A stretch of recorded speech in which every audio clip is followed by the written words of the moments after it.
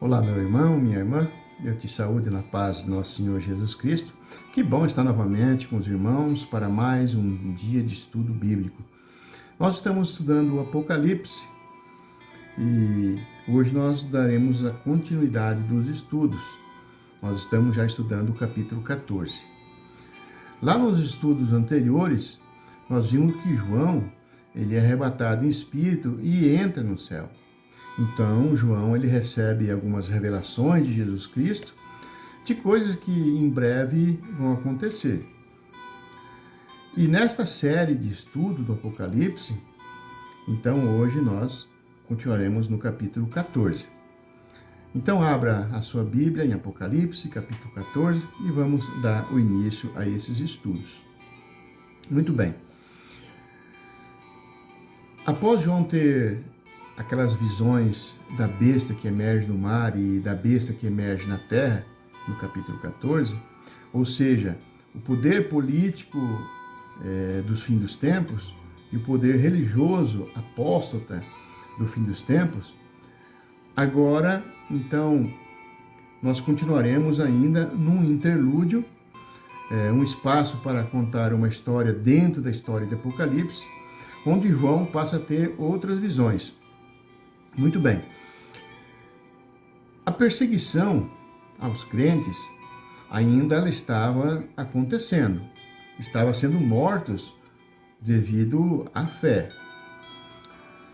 Estavam sendo incapazes de comprar ou vender qualquer coisa por não terem adorado a besta, conforme está lá no Apocalipse 13, 15 em diante.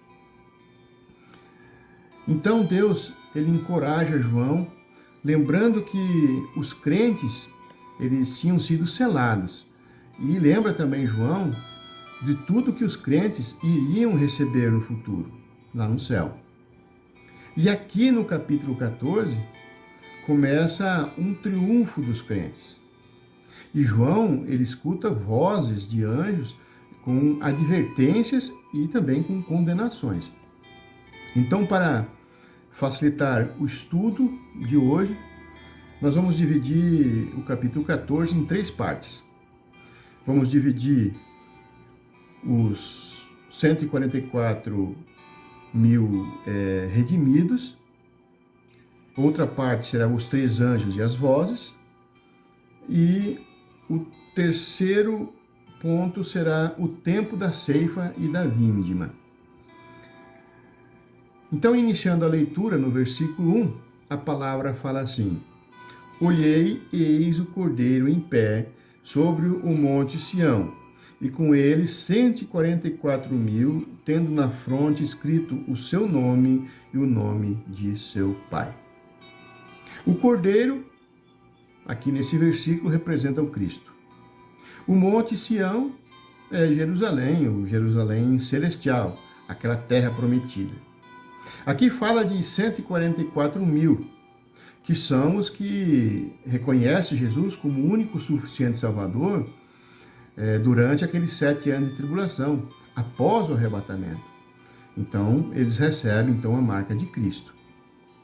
Aqui nós podemos ver que o Cordeiro e os seus fiéis seguidores, eles se contrapõem à besta. Os seguidores da besta, eles levam a marca da besta.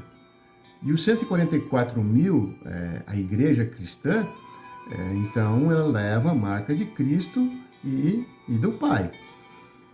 Já no versículo 2 e 3, a palavra fala assim: Ouvi uma voz do céu, com voz de muitas águas, como voz de grande trovão. Também a voz que ouvi era como de arpistas, quando tangem a sua harpa.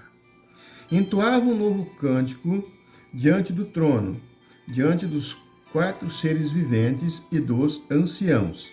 E ninguém pôde aprender o cântico, senão os 144 mil que foram comprados da terra. Glória a Deus. Aqui no versículo 2, está falando que João, ele escutou um som alto, um ruído muito forte. Porém, esse ruído era um ruído doce, um som doce. Ou seja, juntando com o versículo 3, nós vamos ver que eles cantavam para Deus, perante também os 4 querubins e perante os 24 anciãos, que representavam todo o povo arrebatado antes da tribulação.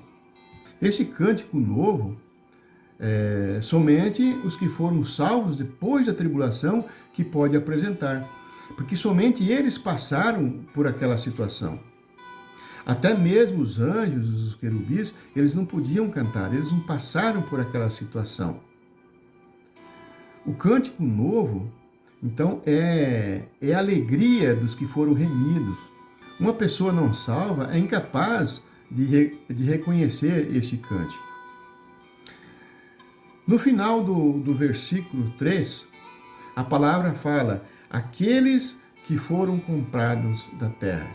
Ou seja, os que foram comprados através do sangue de Jesus Cristo. Muito bem. Agora, se faz importante, nós lemos o versículo 4 e o 5. Assim fala a Santa Palavra. São estes os que não se macularam com mulheres, porque são castos. São eles os seguidores do Cordeiro, por onde quer que vá. São os que foram remidos dentre os homens, primícias para Deus e para o Cordeiro.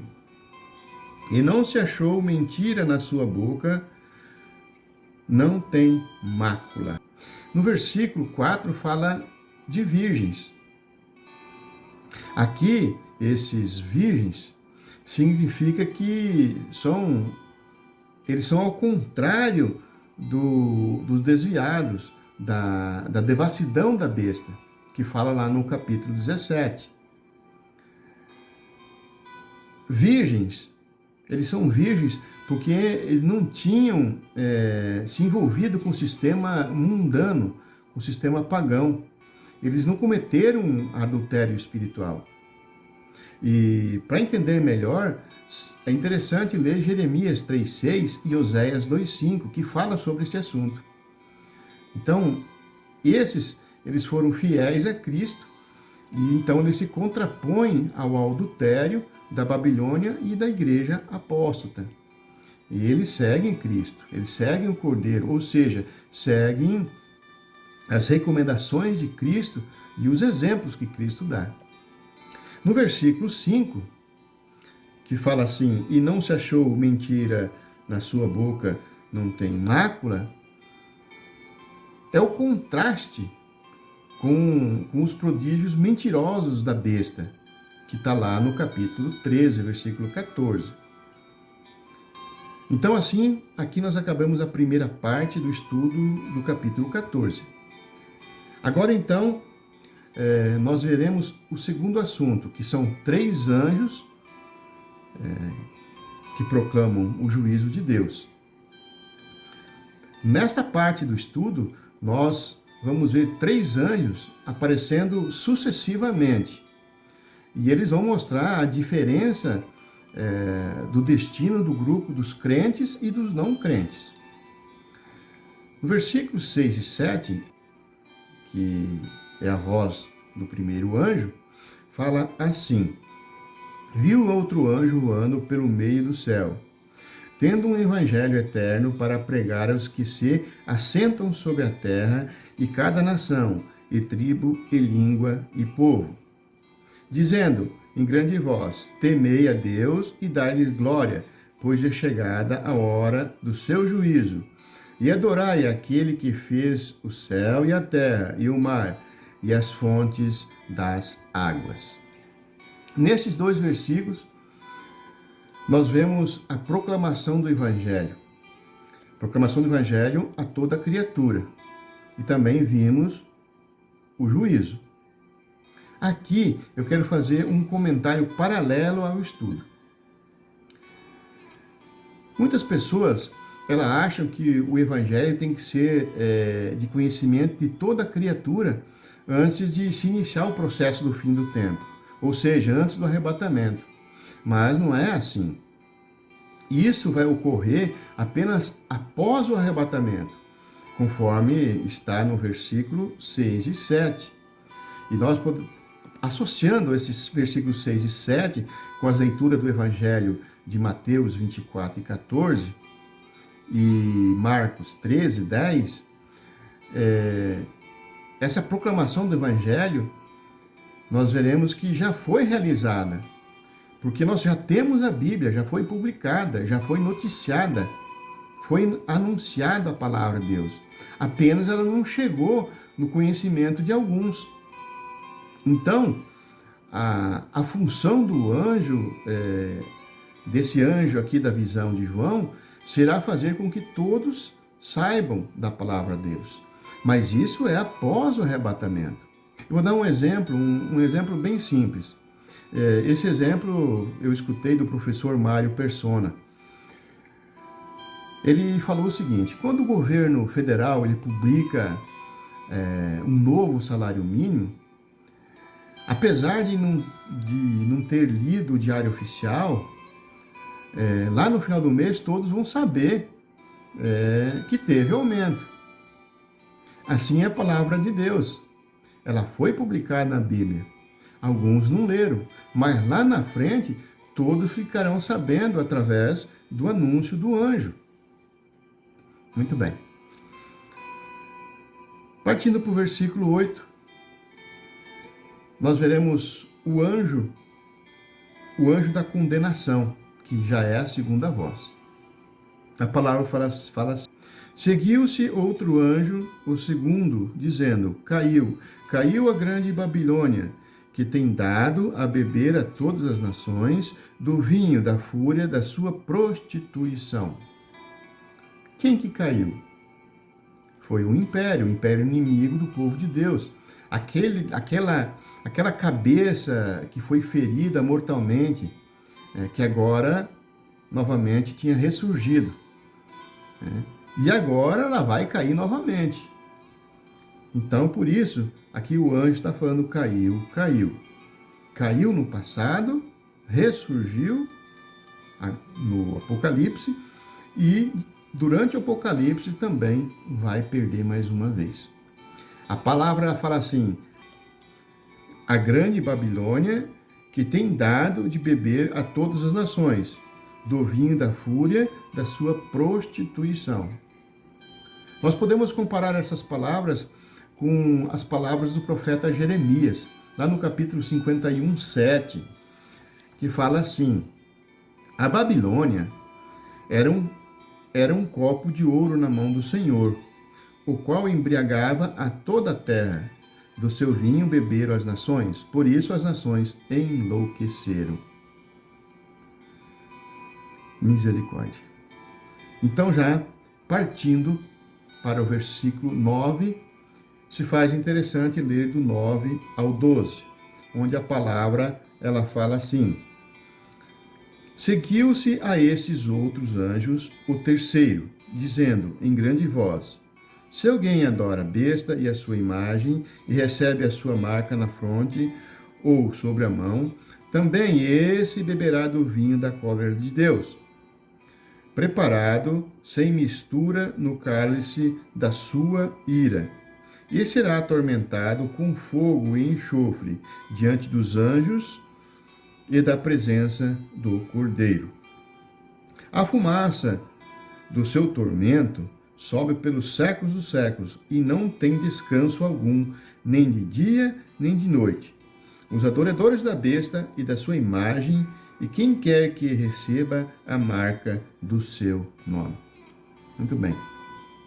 Nós vimos aqui que quem não adorar a besta vai ser morto. E agora nós vimos um anúncio do anjo para não seguir a besta. Então, para os que seguirem a besta, o castigo não será apenas a morte, terá o inferno. Aqui está mostrando a ira de Deus. Mostrando essa ira de Deus para com todos que seguem a besta.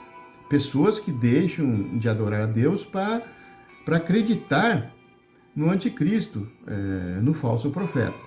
Pessoas que vão adorar o poder político.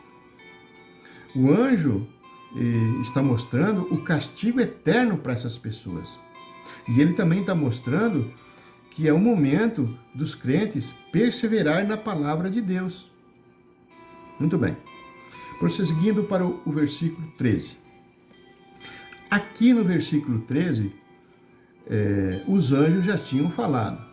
Então, João escuta uma outra voz, que fala assim: Então ouvi uma voz do céu dizendo: Escreve, bem-aventurados os mortos que desde agora morrem no Senhor. Sim, diz o Senhor, para descansarem das suas fadigas, pois as suas obras os acompanham.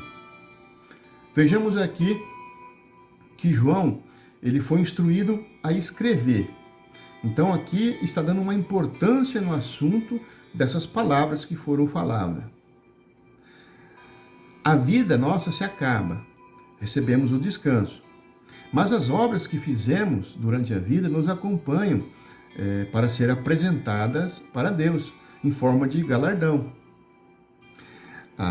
As obras, elas não salvam, mas elas servem como base para a nossa recompensa diante de Deus, as recompensas que Deus dará para nós. E isso nós podemos então dar glória a Deus por tudo isso. Agora então, nós veremos o último assunto do capítulo 14, que esse assunto então ele envolve a ceifa e a vindima. A colheita de trigo é feita por Jesus como o segador. E a segunda colheita, que é a colheita da uva, ela é recolhida pelo anjo. Vamos ver no versículo 14. Olhei e eis uma nuvem branca, e sentado sobre a nuvem um semelhante ao Filho do Homem, tendo na cabeça uma coroa de ouro e na mão uma foice afiada. Então chegou a hora da colheita. Este versículo, ele faz nos lembrar da passagem de Daniel. Daniel no capítulo 7, versículo 13 e 14, que fala assim: Eu estava olhando as minhas visões da noite. Eis que vinha nas nuvens do céu um como filho do homem, e dirigiu-se ao ancião de dias, e o fizeram chegar até ele. E foi-lhe dado o domínio e a honra e o reino, para que todos os povos, nações, línguas o servissem.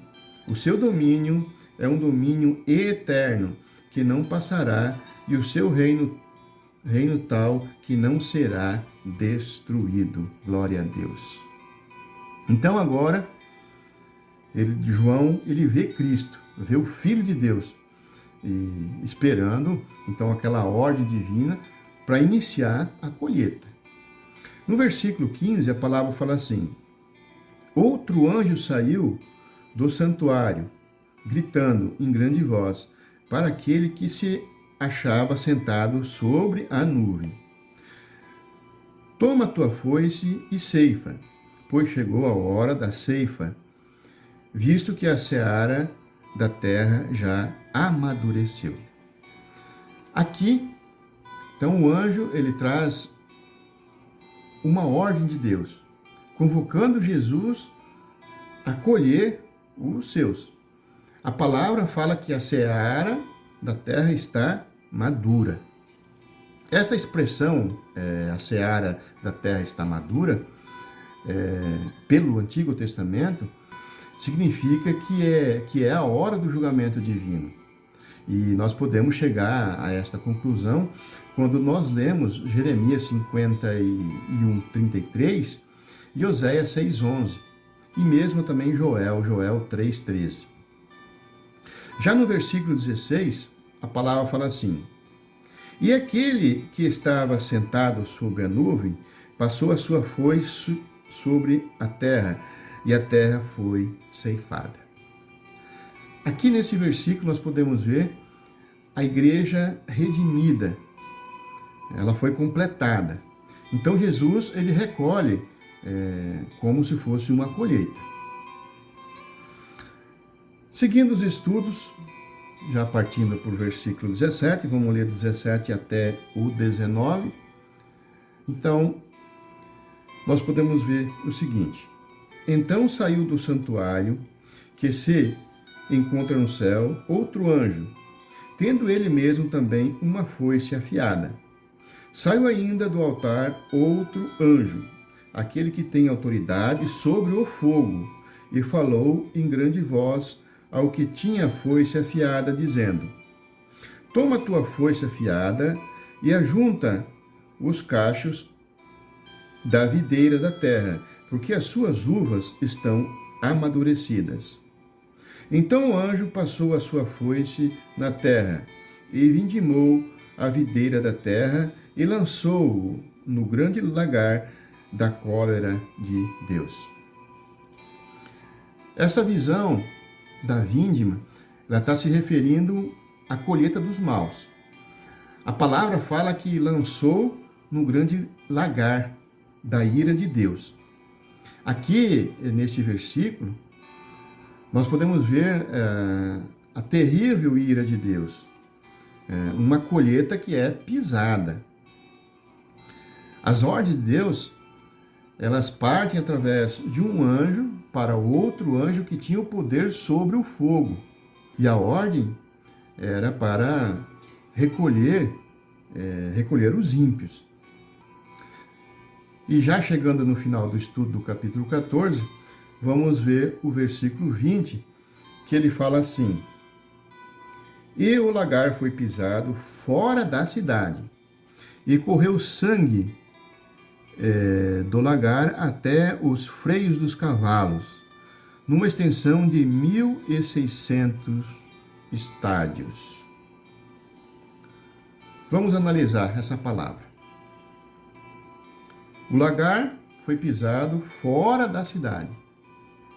Isso corresponde a uma cena de furor, uma carnificina que vai haver na Palestina, mostrando então a destruição total dos ímpios e dos maus.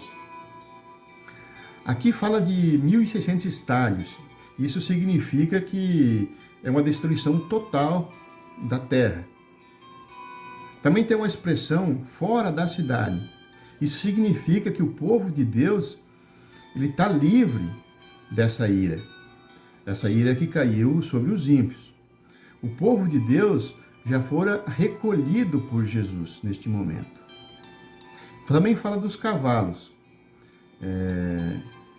Os cavalos descritos aqui neste versículo 20, eles significam um exército do céu que acompanha o Cordeiro na sua vitória. E esse assunto nós veremos lá em frente no estudo do capítulo 19. Muito bem. Amados irmãos, aqui então terminam os interlúdios, ou seja, um espaço dentro da história de Apocalipse que João estava escrevendo uma outra história. Lá no próximo estudo, já no capítulo 15, nós voltaremos com a história que nós tínhamos parado lá no capítulo 11. Lá onde o sétimo anjo tinha tocado a sétima trombeta. E que agora, mediante do som da sétima trombeta, Deus envia 7 flagelos sobre a terra. Então esse será o próximo estudo. Eu quero agradecer a você que esteve comigo até este momento estudando a Santa Palavra. Eu conceituo a você a prosseguir estudando a Palavra de Deus. Pegue a Bíblia, confira esses capítulos, esses versículos que eu falei. E não fique somente no que os outros falaram para você. Leia a Bíblia. Eu te incentivo a ler a Bíblia para ter conhecimento, para saber o que realmente vai acontecer no futuro. O que Deus está querendo de nós. Somente assim nós podemos vivenciar na Santa Palavra e sermos abençoados por Deus. Amado irmão, vamos orar junto? Pai Santo maravilhoso, Eu te agradeço, Senhor Deus, profundamente, Senhor Deus, por este momento de estudo que estivemos, Senhor Deus. Eu peço, Senhor Deus, sabedoria, inteligência, capacidade, discernimento a todos que estiveram estudando a Santa Palavra. Senhor Deus, que eles possam vivenciar dentro da Tua Santa Palavra. Eu entrego a minha vida, a vida dos meus irmãos, nas Suas mãos para os devidos cuidados, Senhor Deus. Pai, que nós possamos assim viver, em nome de Jesus. Amado irmão, e que a graça do nosso Senhor Jesus Cristo, o amor de Deus e a comunhão do Espírito Santo esteja convosco. Um abraço a todos e até o próximo estudo.